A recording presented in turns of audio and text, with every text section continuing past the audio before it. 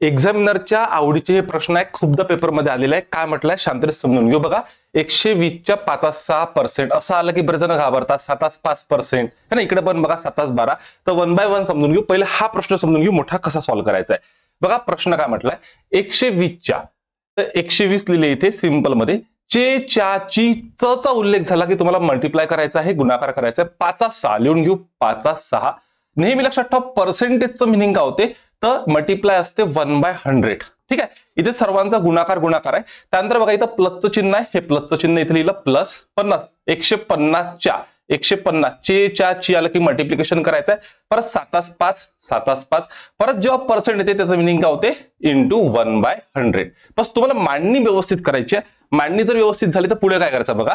तर आता बघा हा जो प्लस साइन आहे, या प्लस साइन नंतर इथे मल्टिप्लिकेशन आहे, इथे मल्टिप्लिकेशन आहे. जर मल्टिप्लिकेशन असेल तर हे सर्व एका वरती लिहिलं जातात. म्हणजे 120 इंटू 5 इंटू 1 आणि खाली किती 6 इंटू 100. हे लिहायचं काम नाही, पण मी समजून सांगायचं तुम्हाला म्हणून प्रॉपर लिहून दाखवताय, जेणेकरून तुम्हाला एक्झॅक्ट समजून देईल. म्हणजे वरचे हे आणि खालचे डिनॉमिनेटर, तर वरचे न्यूमरेटर अंश आणि छेद. तर बघा हा शून्य यासोबत कट होतो, हा शून्य यासोबत कट होतो. ठीक आहे. आता तुम्हाला माहिती आहे हा 6 जो आहे या 12ला भाग जातो. 6 दोन्ही 12. ठीक आहे. मग 5 दोन्ही किती झाले, हे 10 झाले. इंटू 1 10 1 10. खाली हा 10 शिल्लक राहिला प्लस. बघा इथे तुमच्या लक्षात आलं 5 नी भाग जातो ह्या 15ला. 5 त्रिक 15.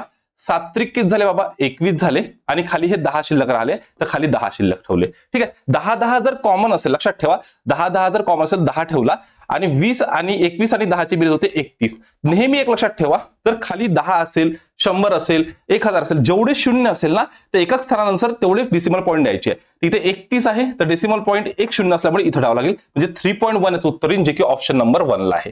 अशाच प्रकारे हा जो सेकंड नंबरचा प्रश्न आहे हा त्यापेक्षाही सोपा प्रश्न आहे. इथे एकच ठेवलेला आहे बघा. 960 960 च्या म्हटलं आहे म्हणजे गुणाकार 7/12. पुन्हा पर्सेंट आलं म्हणजे मल्टिप्लिकेशन 1/100. मग आता हे करायचं काम मी डायरेक्ट करू शकतो. आता तुम्हाला माहिती आहे हा शून्य यासोबत कट झाला. 12 नी भाग जातो. 12 8 96 होते. 12 8 96. मग आता 8 इंटू 7 8 7 किती होते 56. आणि खाली हे किती उरले बाबा, याच्यातले हे 10 उरले, खाली 10 दिले. मी सांगितल्याप्रमाणे 56 जेवढे शून्य आहे तर एकच शून्य खाली आहे, तिथं डेसिमल पॉईंट येईल. म्हणजे उत्तराला 5.6, जे की ऑप्शन नंबर 3 आहे. खूपदा अशा प्रकारचे प्रश्न येतात. व्हिडिओ आवडला असेल तर नक्की लाईक करा, शेअर करा, सबस्क्राईब करा. जय हिंद, जय महाराष्ट्र सर्वांना.